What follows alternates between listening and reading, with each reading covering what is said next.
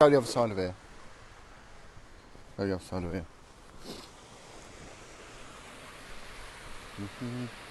Right, here we go. Deal. We get you in. Bernadette, don't get in there. Can you get the view? Right, yeah. View's going in. Whee. Here we go. Right, if we can look at that. Right. Get rid of that. Good morning everyone. This is day 6. Day 6 of the 7-day hike. We're having a brew with a beautiful view, and we've been joined with a lovely supporter. This is Bernadette. Look, there we go. We've got Bernadette. Bernadette's come to join us. We're in devices. Thank you so much, Bernadette. You're very welcome, John. We've been singing, haven't we? Chatting. Bernadette has written a song that you can see on YouTube, I think. Yeah, it's on YouTube, and right. yeah, it's all for the children. Yeah, that have been hurt. I think I called it the Children's Freedom Song. Children's Freedom yeah, Song. So you type that into YouTube. Please check it out. You need a piano to accompany it, and all we've got is the penny whistle. So, and Bernadette is a survivor herself of childhood abuse, and really we've just been talking about the healing path, haven't we? You know, the way forward, and the fact that this cycle can be broken quite easily. Yeah, I broke it. But the one thing that you said to me was like, you know, your awakening, really understanding the abuse didn't come about till your 40s. No. And as a result, it result, you know, you become very ill. Yeah. I had a breakdown. I mean, I did so much research and found out that the average age, you know, when you've been abused as a child, to sort of for it, well, I call it a breakdown, but really it's like a breakthrough. It's mid 40s. I think it was exactly 43 or 44, and I was exactly that age when it happened to me.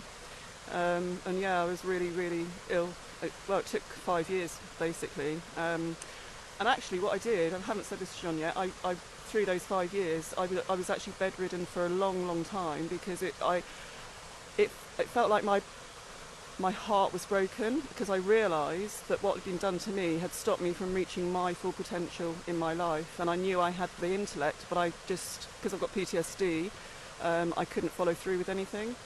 So I decided to, you know, while I was ill in bed, sort of take an inventory of my whole life going back and trying to sort of put as many pieces together as I could. And then I started researching and finding out as much as I could, you know, about why people like me are the way we are.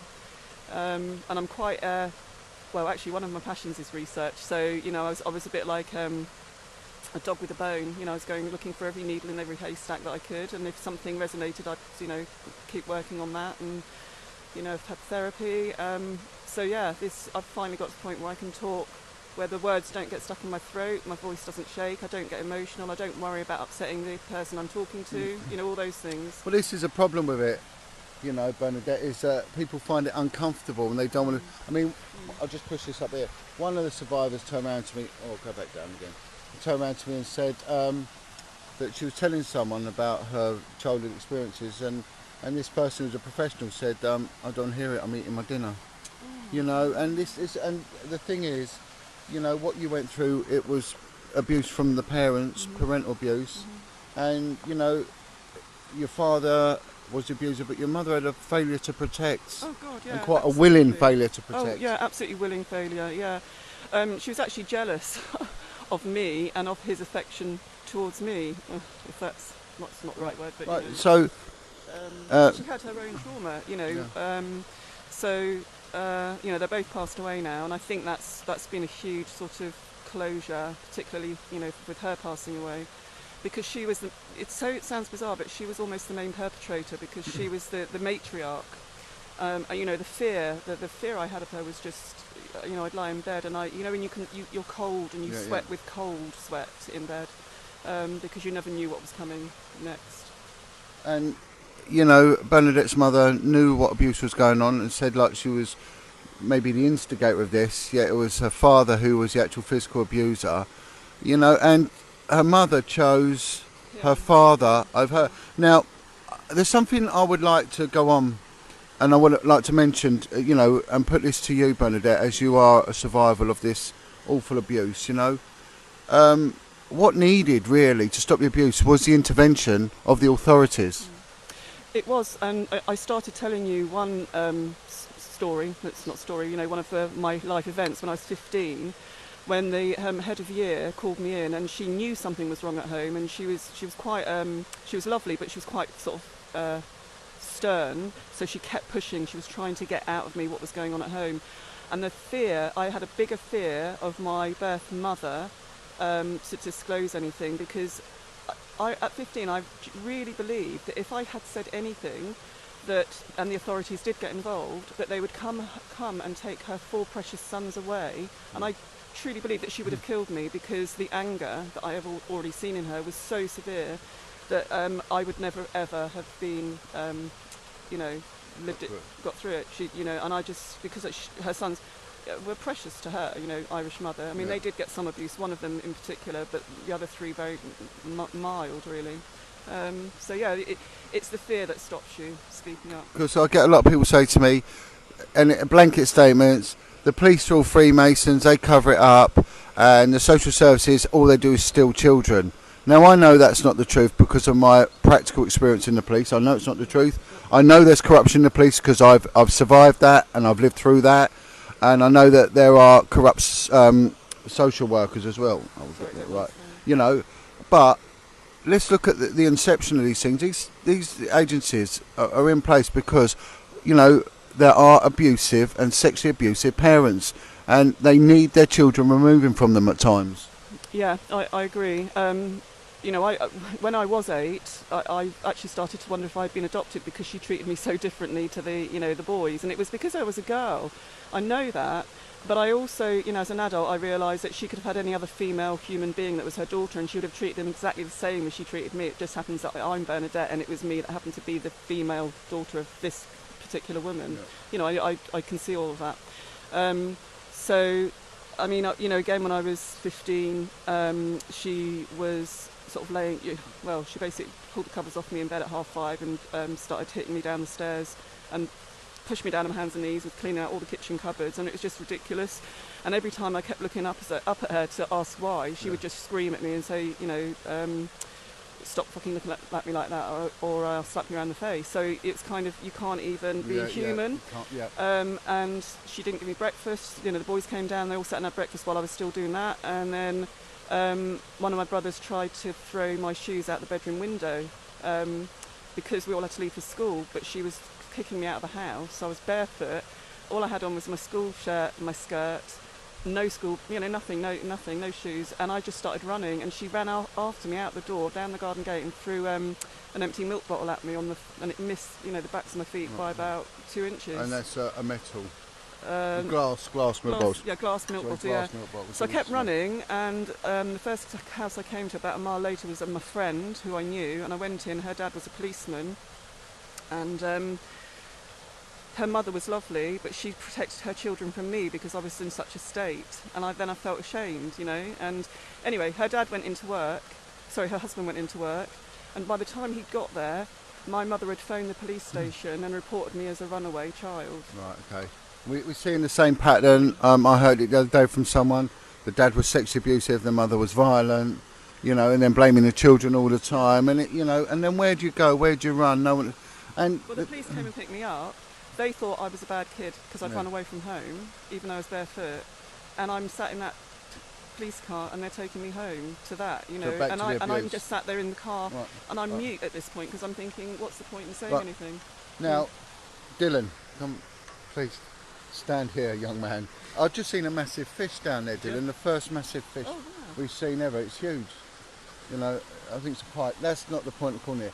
Right now, Bernadette, Dylan and myself, we're meeting you now in Wiltshire. We've travelled by foot all the way from London, many miles, and you've come and you sat down. There it is, down there, look. Just down there. It's just massive. It's come to the surface, and so we've been distracted by a huge fish. Honestly, it's absolutely colossal. Is it a trout? No, it looks like pike. You seen it? No. Pikey. Yes, a little pike. Yeah. Anyway, we've been distracted by a massive pike. Anyway, it'll come back. John needs some sleep. Yeah, I think I need some sleep. Yeah, and it's pink. You know, it's talking to me. It's telling me to shoplift. The mirage in the You desert. know, but Bernadette, as you know, a survivor of abuse, and we've got the T-shirt. You've got this lovely Oh yeah, T-shirt on. you've got my badges. Look, and some badges, right? And you've written a song that you put out for the survivors and all that. So we've had a bit of a rough time, Dylan and myself. Not bringing it about ourselves, but it's disheartening. It's upsetting. Yeah. And it is, you know, and if that's what the trolls want, then they've got it. I don't know. I don't understand the mentality. What Dylan, myself, Billy Maloney, and all others meant to a survivor like yourself? Well, it's massive, really, because finally, well, actually, I'll tell you the most important word, and I've talked to you about this already this morning, is validation. It validates that it was real and that it did happen.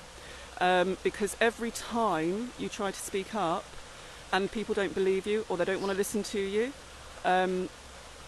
it's like you are being abused again. The abuse that happened, you can't undo that, but when people don't validate what happened to you or they don't listen or they try and change the subject, you feel, you just feel like you're reliving the trauma. So with this happening now, where people are gaining, courage to speak up is just absolutely amazing, just amazing. But validation, I would say, is the most important thing that people like you give people like us, for sure. No, thank you, and that's it. So what we're going to do, we're just going to show you this unbelievable backdrop. Will you play us a little tune? Yeah, it's beautiful. Right. Should I do the Power of Love? Yeah, let's see. Bernadette's going to play us a little tune. Oh. It's going to go round here.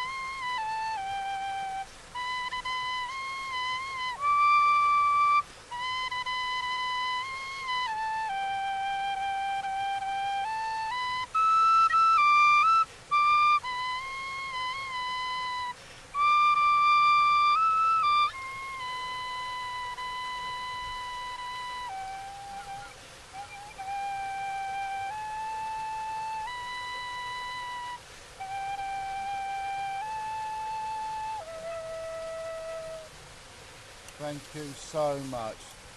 You're welcome. Well, we'll just... Yeah, bravo! Right, so Dylan, how do you feel after our... It wasn't a rant, our little justified spiel last night? Yeah, I think it was justified, and it let people know how we feel, and gives people a chance to take some action and do something about it. There's a request here. Do a little dance. Dylan needs to do a little dance. All right, Vanessa, you've got your... Only for Vanessa. Yeah, that's right. Right, you can see after last night that Dylan did shave me to a military standard, you see. So there was a complaint went in by Martin, our friend Martin, that I hadn't shaved. We've been refreshed, reinvigorated, rebooted. Our stance still pretty much remains the same. Thank you to everyone who has written into Just Give In. They are slowly getting the message. It looks like they may reinstall the funding. Yeah, keep going. Please keep going. We will. You know, thank you to everyone who's done it. I know quite a few have sent the responses through. Let's just smash Just Give In. The vile, horrible, whatever they are, for shutting it down and listening to these other people. Just keep absolutely hammering them. And let's see where you go. Well, you've had a lovely response from this Bernadette, you know, a lovely response. And we're just going to give you the last word. Can you give a message to the victims and survivors from one yourself?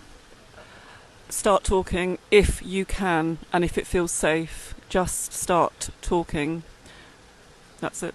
Right, God bless. Thank you, everyone, and hopefully we'll be meeting with Mike Veal later on. He's been in touch. He wants to meet up with us. The former Chief Constable of Wiltshire, who exposed Ted Heath for the child murdering paedophile that he was and was for many years. We tried to discuss it with a cab driver last night, and he weren't having any of it, was he? You know? No, he was a bit wishy-washy about it. So, but anyway, we're sort of in Very Wiltshire. informative on local history, though. Yeah, he was. Yeah.